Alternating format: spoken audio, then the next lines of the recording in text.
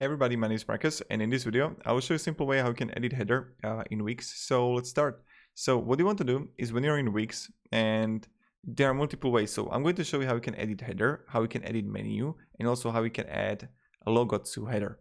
So the first thing that you want to do is when you're here, you can change header design, right? You can go with images, you can make it blue or make it like customized design, like really up to you. When you're going to customize design, you can really choose how it's going to look like. Multiple option, mainly if you have like color here. So if I go like, I don't know, this one here, you can see it's like changing,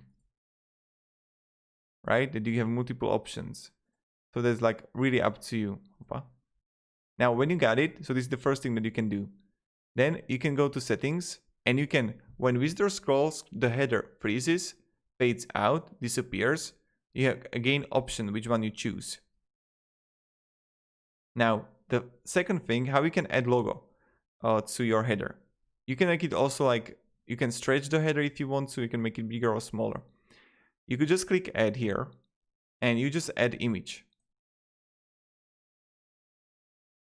When you're gonna do it, I will just choose this one that I have here. I will delete.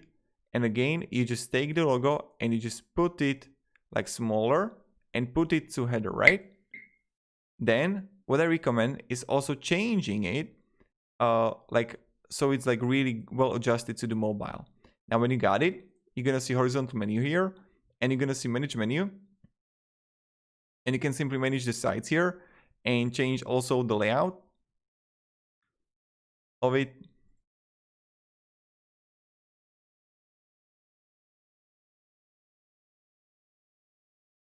And yeah, so that's pretty much it.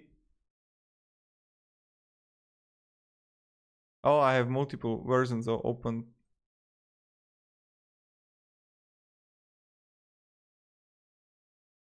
Okay, so this is pretty much how you do it, and this is how you can edit the header.